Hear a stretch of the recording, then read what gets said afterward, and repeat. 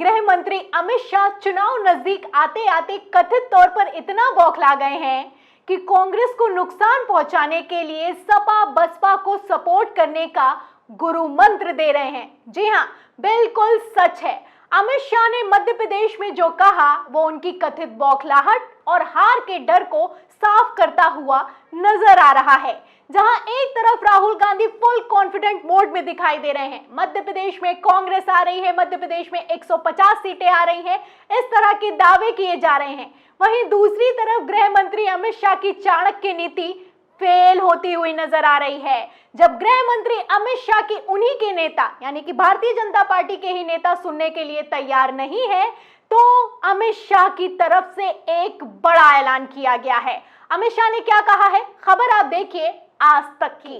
देखिए, इसमें लिखा हुआ है कि सपा बसपा के उम्मीदवारों की मदद करें, क्या यहाँ बीजेपी के काम आएगा अमित शाह का गुरु मंत्र। तो अमित शाह हैं, चाणक्य नीति चलाते हैं। आप देखिए, गुरु मंत्र दिया गया है कि मध्य प्रदेश में सपा और बसपा के उम्मीदवारों की मदद की जाए, और ऐसा इसलिए किया जाए क्योंकि कांग्रेस को नुकसान पहुंचाना है। अब कांग्रेस को हराने के लिए भारतीय जनता पार्टी कथित तौर पर किस हद तक गिर गई है आप देख सकते हैं। भले ही खुद का नुकसान हो जाए, लेकिन कांग्रेस का नुकसान होना जरूरी है। फिलहाल आगे क्या लिखा है, आगे का बयान और भी ज्यादा चौंकाने वाला है। देखिए, खबर में लिखा हुआ है कि ग्वालियर चंबल संभाग के भाजपा नेताओं की बैठक के दौरान अमित शाह ने जीत का मंत्र देते हुए कहा कि बहुजन समाजवादी पार्टी और समाजवादी पार्टी के उम्मीदवारों का सहयोग करें क्योंकि यह कांग्रेस को नुकसान पहुंचाएगा। मगर अमित शाह का यह गुरु मंत्र बीजेपी के लिए भिंड में घातक साबित हो सकता है। तो कांग्रेस को नुकसान पहुंचाने के लिए भारतीय जनता पार्टी या यूं कहें गृह मंत्री अमित शाह ने चाणक्य नीति चलाई है। इस चाणक्य नीति के तहत अमित शाह ने गुरु मंत्र देते हुए कहा है कि बसपा और सपा के उम्मीदवारों को सपोर्ट किया जाए ताकि कांग्रेस को नुकसान हो सके।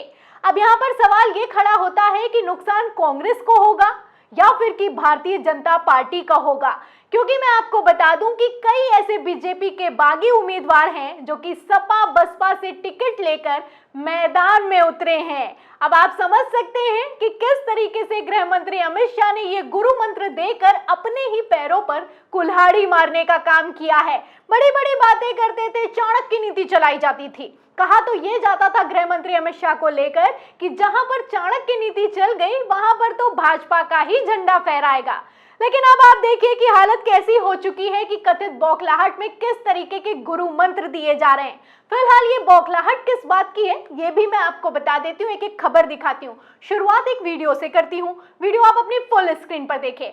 आप वीडियो में देख सकते हैं 2 दिन पहले अमित शाह ने मध्य प्रदेश जहां पर ये गुरु मंत्र दिया है वहीं का दौरा किया। आप तस्वीरें देख सकते हैं कि एक तरफ अमित शाह मंच से बोल रहे हैं, वहीं दूसरी तरफ सामने की तरफ कुर्सियां खाली पड़ी हुई है। ये मध्य प्रदेश के छिंदवाड़ा का हाल है, मध्य प्रदेश में जहां कांग्रेस की रैली में जनसैलाब आ रहा है। आप तस्वीरें देख सकते हैं कि राहुल गांधी ने जब रैली की मध्य प्रदेश की तो किस तरीके से भीड़ उमड़ी हुई है। वहीं दूसरी तरफ मध्य प्रदेश में ही अमित शाह की रैली में कुर्सियां खाली हैं। अब ये जो कुर्सियां खाली हैं ये मध्य प्रदेश के रुझान है, पब्लिक का मूड है, किसकी सरकार आने वाली है साफ पता चलता हुआ नजर आ रहा है। क्योंकि सिर्फ कुर्सियां नहीं खाली हैं, बल्कि मैं आपको बता दूं कि सर्वे तक में भारतीय जनता पार्टी खाली होती हुई नजर आ रही है, वो भी जी न्यूज के सर्वे में। जी न्यूज का भी सर्वे हाल ही में निकलकर सामने आया, हमने भी आपको सर्वे दिखाया। सर्वे आपको याद होगा कि कांग्रेस को 132 से 146 और भाजपा को 84 से 98 सीटें मिलती हुई नजर आ रही हैं। बीजेपी का डबल इंजन कितना फेल है जी न्यूज के सर्वे में आप देख सकते हैं। अब जी न्यूज के सर्वे में भी जब भारतीय जनता पार्टी हार गई तो गृह मंत्री अमित शाह को मध्य प्रदेश की कमान दी गई।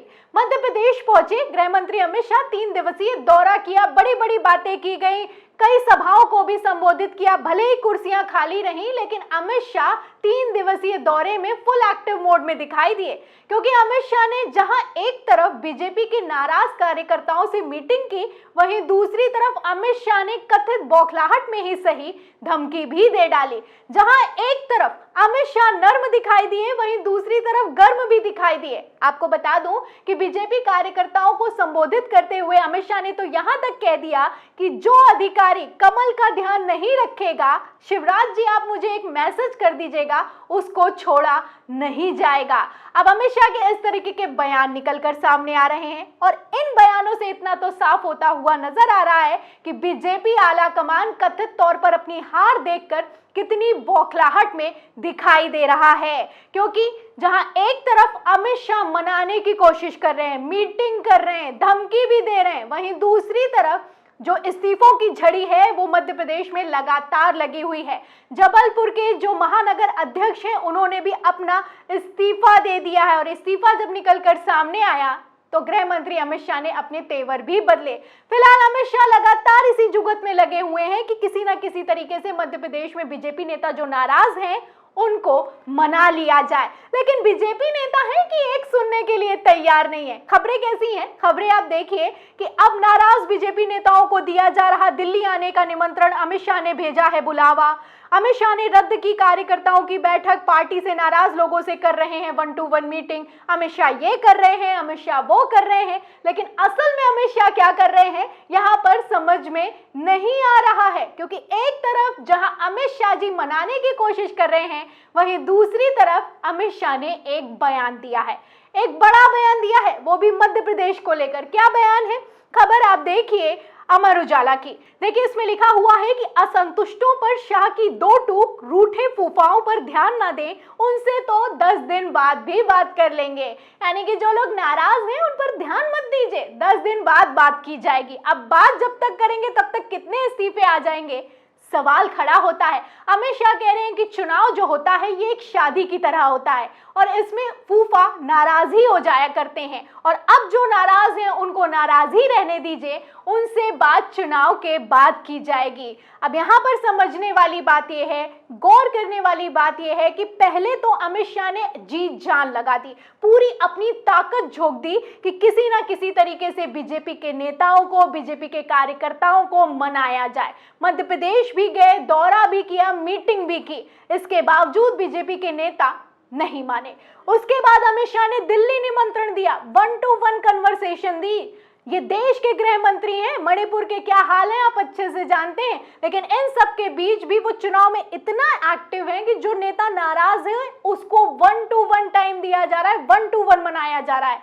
लेकिन इन सब के बावजूद भी जब मध्य प्रदेश के नेता नहीं माने और इस्तीफे दिए गए तो अमित शाह जी ने कहा है कि फूफा तो नाराज हैं, नाराज रहने दो, 10 दिन बाद बात की जाएगी।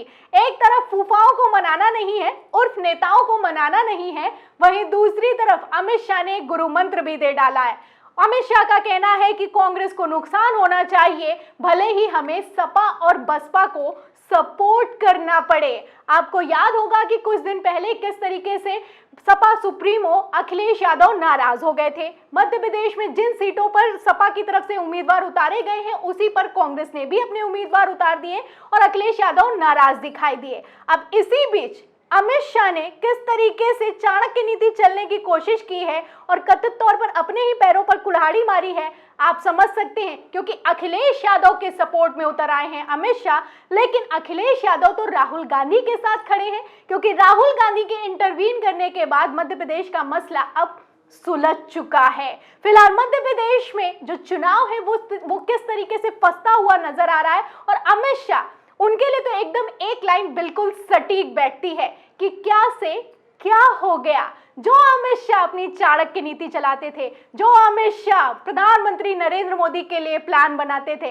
अब वो अपने लिए ही प्लान नहीं बना पा रहे हैं, वो बीजेपी नेताओं तक को नहीं साध पा रहे हैं। ऐसे में मध्य प्रदेश का चुनाव क्या हाल दिखाएगा, क्या रंग दिखाएगा, भारतीय जनता पार्टी के लिए क्या दिन लेकर आएगा, ये अपने आप में समझने वाली बात है। फिलहाल अमित शाह की इतनी ज्यादा ताकत लगाने पर, अमित शाह के इस तरीके के बयानों पर और अमित शाह की कथित बौखलाहट पर आप क्या सोचते हैं, हमें कमेंट बॉक्स में जरूर लिखें। वीडियो को ज्यादा से ज्यादा शेयर करें, सब्सक्राइब बटन दबाएं, बेल आइकन दबाएं ताकि हर खबर की नोटिफिकेशन आप तक पहुंचती रहे। मैं प्रियंका, आप देख रहे थे 4 PM, फिर मिलते हैं अगली खबर के साथ, तब तक के लिए धन्यवाद।